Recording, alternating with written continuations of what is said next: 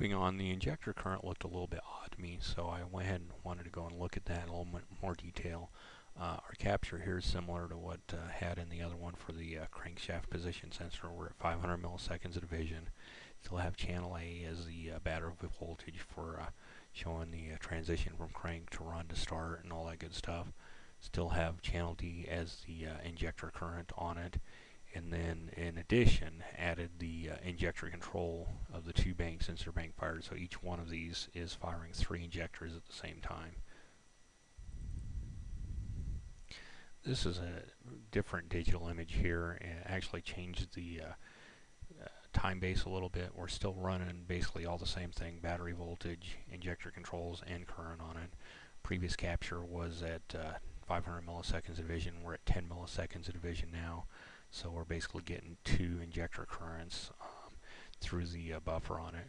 This is a zoom overview showing what, if you're at 100% out, what the capture would look like on it. It's an optional thing that can be turned on or off. Most of the time I run it. Some guys don't like it, but it's also a quick 100% zoom out. If you actually close this when you're in a zoom, it actually brings you back out to 100%. But in this case here, looking at that, this here is what wanted me to look at it in more detail on the injector current. If you look here, there's a somewhat sharp current rise on it there, which can be an indication of a problem. So I want to look at that in a little more detail. So we'll zoom out in this and, oops, wrong way. There we go. So this is zoomed in. That's this little section right here. We do have a somewhat sharp rise here. The injector pintle opening, to me that looks like that may be a little bit on the high side where it should be, but the difficulty is that 3 injectors are being firing at the same time, so unless there's one that's really bad, it's not 100% conclusive. The customer was consulted about it. They decided to just go with the crank sensor.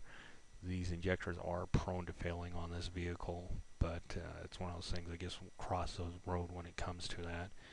One other thing I wanted to look at, since this is a Pico case study, I wanted to go ahead and actually open up a PSD here and take a look at it. This is of the crank to start transition of the original crankshaft position sensor. If we go under properties, our sample interval is 5 microseconds, which for analyzing secondary is really not ideal. You generally want to have about a 1 microsecond interval on that for good secondary analysis. And if you want to see the rotor gaps and things of that sort, you need to be even more than that. But 1 microsecond is really a minimum for looking at secondary ignition.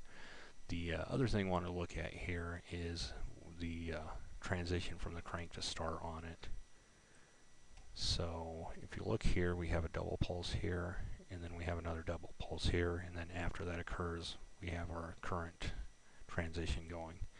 This particular vehicle on the crankshaft actually has a double notch to produce that, and I'm not sure if it needs to see a full cycle for that to occur, but if that double pulse is not there, spark will not occur. So this is something, not something you're going to see that's a fault every day, but it's a good idea to know about that, because if you don't, you won't have spark, and it can certainly eat your lunch.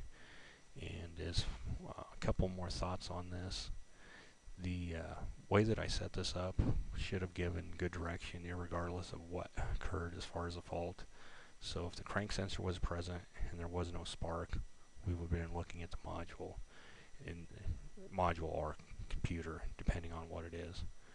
But you know, it's one of those things where you have the inputs and the outputs, and you need to kind of compare them and see which way to go. Movies made by Samuel Jarvis. Thanks for watching.